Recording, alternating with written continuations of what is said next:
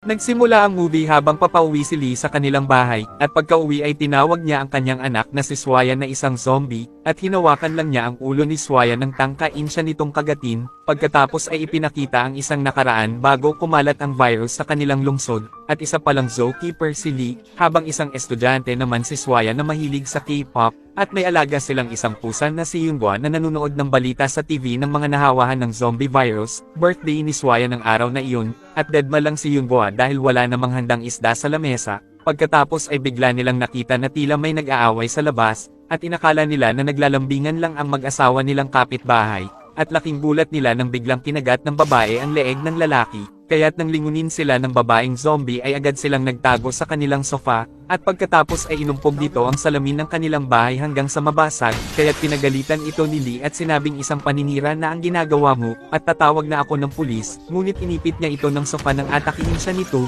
pagkatapos ay agad na silang nagtatakbo sa labas ni Swaya upang makatakas, at sa daan ay nakita nila ang mga zombie na inaatake ang mga tao, at nakita din nila naging isang zombie na din ang isang asong chihuahua. Kaya't upang makaalis sila doon ay umarte sila at nagkunwaring mga zombie din sila, ngunit alam naman ng mga zombie na hindi sila talaga mga zombie, kaya't hinabol sila ng mga ito. At nang madapa si Swaya ay bigla siyang kinagat ng matandang zombie, kaya't nang sanggahin ni Lee ang kagat ng matandang zombie ay braso niya ang nakagat nito, salamat na lang dahil nakapustiso pala ang matandang zombie, kaya't hindi siya nahawahan nito, at iniwan niya muna si Swaya upang makuha ang kanyang kotse at agad niyang binalikan ito, ngunit habang nasa daan ay nakita niya na may kagat pala si Swaya, dahil nang iwan niya si Swaya ay nakagat pala ito ng isang batang zombie kanina, at ilang sandali ay nawalan na ng malay si Swaya, at nang atakihin niya ang kanyang ama, ay agad na itinalukbong ni Lee ang hood ng jacket sa kanyang ulo, at kinagabihan pagbalik ng lola ni Swaya na si Kim ay sinabi ni Lee na nagkasakit lang ang apo mo, at nang atakihin ni Swaya ang kanyang lola ay tumalon ito at pinukpok siya ng sandok sa ulo, at nag-iiyak si Kim nang dahil sa kalungkutan ng aminin ni Lee ang buong katotohanan sa kanya, pagkatapos ay napanood nila sa TV na nagpa-lockdown na ang gobyerno upang hindi na kumalat ang virus, at sinabi din ng mga ito na papatayin na nila kung sino man ang mga nahawahan. Kinabukasan pagpunta ni Lee sa ospital upang ipagamot si Swaya, ay nakita niya na pinatay ng mga sundalo ang isang nahawahan doon, kaya't agad na silang umalis upang hindi mapatay si Swaya ng mga sundalo, at sa bahay ay napanood nila Kim na sinabi sa balita na isumbong kaagad sa otoridad ang kahit sino mang tao na nahawahan, upang mapatay, kaya't agad nang naghukay si Lee upang siya na lang ang maglibing kay Swaya kesa mapatay pa ito ng mga sundalo, at humingi na siya ng tawad sa anak dahil kinakailangan na niyang gawin ito, at napaiyak siya dahil hindi niya magawang pukpukin ng pala ang anak upang mapatay at mailibing ito. Kaya't nang si Kim na lang sana ang pupukpok ng pala ay nagtalo silang mag-ina, at niniyawan sila ni Yoonghwa dahil nakatakas na pala si Swaya, kaya't agad nilang hinanap si Swaya dahil baka atakihin na nito ang kanilang mga kapitbahay. At pagkatapos ay nakita nila ito sa kanilang bodega, kaya't napagtanto ni Lee na kaya pala nagpunta si Swaya sa bodega dahil nung bata pa ito ay naglalaro ito doon kasama ang kanyang ina. Ibig sabihin na may alaala pa din si Swaya bilang isang normal na tao, at biglang sumayaw si Swaya nang patugtugin niya ang kanta na pinapractice nito dati sa school, kaya't naisip nila Lee na hindi pa talaga ganap na isang zombie si Swaya. Pagkatapos ay napanood nila sa balita na nalaman na ng mga scientist na sinisira ng GIA virus ang soft tissues, kaya't ang instincts lang ng mga nahawahan ang nagiging parang mga zombie, at nananatili pa din ang kanilang mga alaala. Samantala ay ayaw kainin ni Swaya ang ginawang egg rice ni Kim, at ang gusto lang kainin nito ay ang karne ng baboy. Pagkatapos ay dumating ang kaibigan ni Lee na si Joe, at hinanap nito si Swaya, kaya't kahit na nagsinungaling pa sila Lee ay nakita ni Joe na naging isang zombie na si Swaya, kaya't agad na tinawagan ni Joe ang mga pulis, ngunit pinigilan at pinaliwanagan siya ni Lee na buhay pa din si Swaya, dahil may alaala pa din ito bilang isang normal na tao, at sinabi niya na maaari niyang matrain ito upang mapahina ang epekto ng virus, pero delikado siya sa ating lugar, at mas maganda na sumunod tayo sa ipinag-uutos ng ating gobyerno, at nang makumbinsi niya si Joe, sa wakas ay sinabi nito na tutulong na din ako na matrain si Swaya hanggang sa madiskubre na ang gamot para sa virus.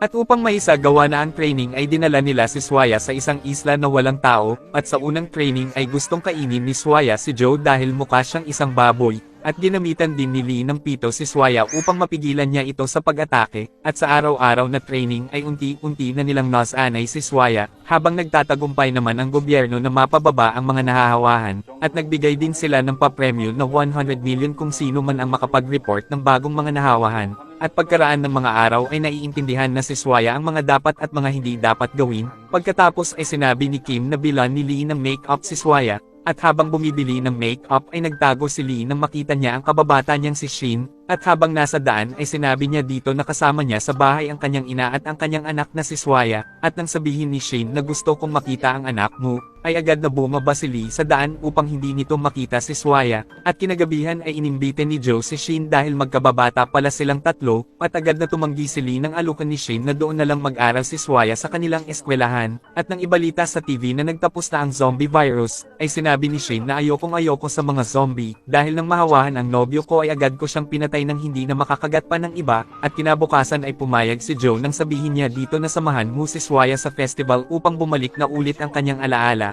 At laking gulat niya nang makita niya sa bahay si Shin, at agad niyang itinulak si Shin sa isang kwarto nang lapitan nito si Swaya, at lalo tuloy nagduda si Shin, kaya't agad silang gumawa ng dahilan ni Kim upang mapauwi na nila ito.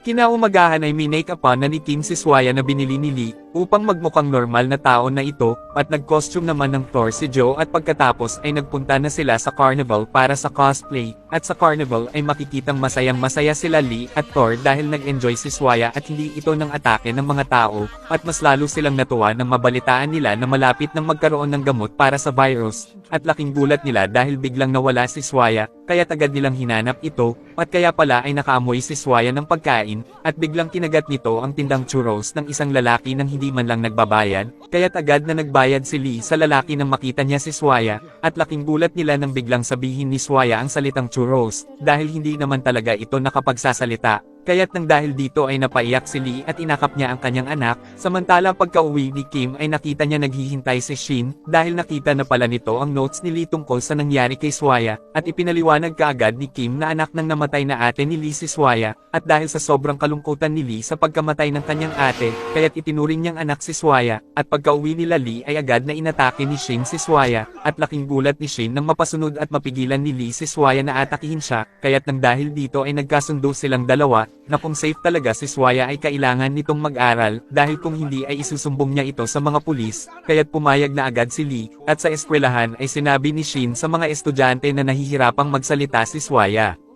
Pagkatapos ay binuwisit si Swaya ng mga pasaway ng mga estudyante, salamat na lang dahil nang makita ni Lee ay agad niyang inayos ang nagkahiwalay na contact lens ni Swaya, at dahil sa laki ng takot ni Shin sa mga zombie, ay binalibag niya ng napakalakas ng bola sa mukha si Swaya, kaya't agad na isinugod ni Lee ang kanyang anak sa klinik, at pagkatapos ng ilang beses na paghihilot nila ng mukha ni Swaya, sa wakas ay naayos na din nila ito, at kinagabihan ay biglang dumating ang tunay na ama ni Swaya na si Hansen, at dinukot niya si Swaya upang makuha niya ang reward na 100 milyon, kaya't agad siyang hinabol at sinuntok ni Lee, at nang makita ni Swaya na nabugbog na ni Hansen si Lee ay kinagat niya ang kanyang tunay na ama, at pinagalitan siya ni Lee dahil sa kanyang pangangagat, at nang maging zombie na si Hansen ay agad na siyang pinatay ni Lee, at pagkatapos ng nangyaring iyon ay nagdesisyon na sila Lee na magpapakalayo na sila ni Swaya, upang hindi na magkaroon pa ng problema, ngunit ayaw ni Joe dahil baka mahuli at mapatay lang si Swaya, at baka makulong lang din si Lee, at sa bahay nila Lee ay nagdatingan na ang mga sundalo upang kunin at patayin si Swaya, kaya't agad silang nagtagong mag-ama sa bodega, pagkatapos ay sinabi ni Lee sa mga sundalo sa labas na may mga alaala pa din si Swaya, at hindi siya mapanganib at hindi siya nangangagat, parang awa niyo na wag niyong patayin ang anak ko, ngunit nagpumilit pa din ang mga sundalo na kunin si Swaya, kaya't humingi na ng tawad si Lee sa anak dahil hindi niya magawang maprotektahan ito,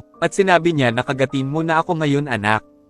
At nang tumanggi si Swaya ay sinabi niya na ito lang ang tanging paraan upang magkasama na tayo anak, kaya't kinagat na siya ni Swaya, at pagkapasok ng mga sundalo ay binaril na nila si Lee na nag-umpisa na maging isang zombie, at tumigil lang sila sa pagbaril nang makita nila na nag-iiyak si Swaya, at tinawag nitong papa si Lee. At pagkaraan ng ilang linggo ay nagising na si Swaya sa ospital, at laking tuwa nila Kim at Joe dahil gumaling na siya mula sa GIA virus, Pagkatapos ay dinala ni Kim si Swaya kay Lee na nakomatose sa isang kwarto, at nalaman ng mga scientist na ang antibodies ng GIA virus kay Lee ay siyang susi upang makagawa ng gamot, kaya't ang sariling antibodies din ni Lee ang maaaring makagamot sa kanya, at dahil paulit-ulit siyang nakagat ni Swaya, kaya't na-trigger tuloy ang isang immune response upang makagawa ng isang vaccine upang maging normal ulit si Swaya. Pagkatapos ay napaiyak si Swaya nang mabasa niya na sinabi ni Lee sa notebook na, magamot man si Swaya o hindi, ay siya pa din palagi ang anak ko, at magiging masaya kami magpakailanman. Pagkalipas ng ilang panahon ay naghihintay pa din sila na magising si Lee, pagkatapos ay plinay ni Shin kay Lee ang isang video kung saan ay sumasayaw si Swaya sa isang competition, at laking gulat ni Shin dahil biglang gumalaw ang isang daliri ni Lee, dahil naririnig pala ni Lee ang music na sinasayaw ni Swaya sa video.